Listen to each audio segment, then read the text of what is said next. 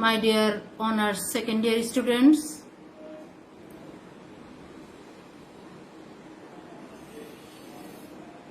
Today I will deliver my third lecture on Elizabethan Age.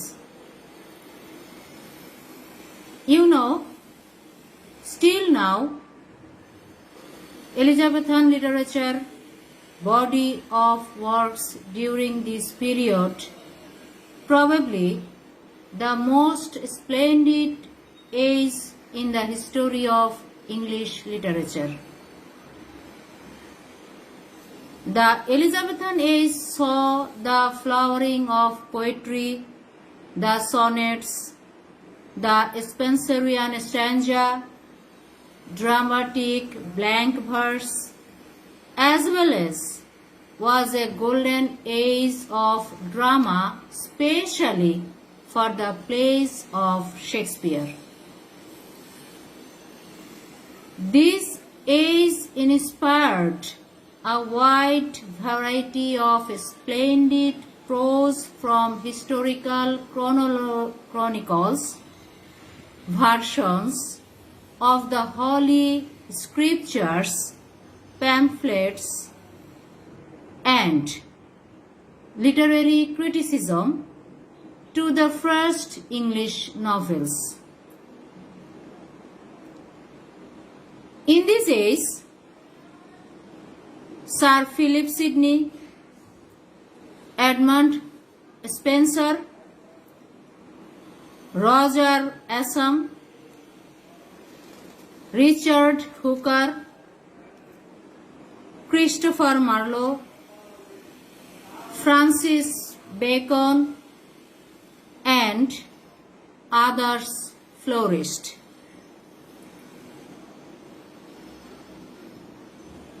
The epithet Elizabethan is merely a chronological reference and does not describe any special characteristic of the writing.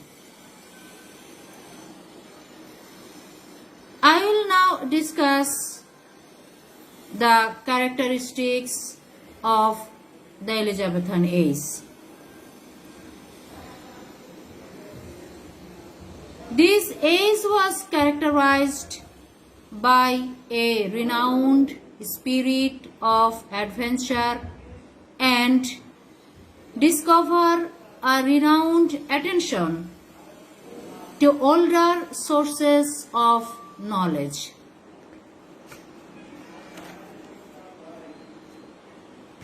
In literature,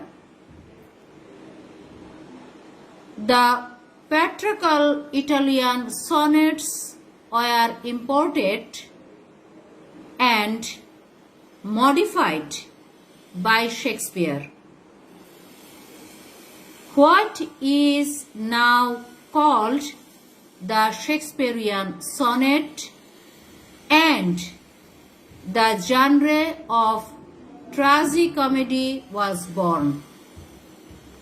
I am repeating, in literature, the patriarchal sonnets were imported and modified by Shakespeare. What is now called the Shakespearean sonnet and the genre of tragicomedy was born. This time was the time of Queen Elizabeth I and of Shakespeare, because the arts, including literature and nationalism, thrived during this age. The identified characteristics of this age are: number one, this period gives birth great literary creativity and prolific writing. The works include a variety of prose and verse with topic ranging from Platonic idealism to romance to repulsive realism. Number 2. Romance dominated all types of literature, including drama and plays that were the utmost important during this time. Number 3. This age was of great experimentation that resulted in wonderful new discoveries and imposing failures that often became literary topics in both drama and prose. Science, theology, and the geography are topics of poetry and literature in general. Number 4. Literature was heavily influenced by that of Italy and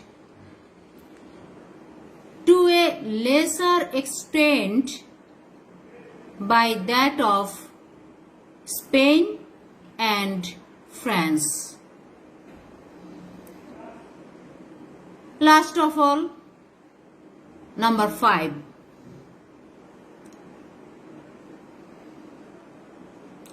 Authors during this era came from all of the classes, including distinguished courtiers to poor poets who hung out local taverns, but invariably all were male.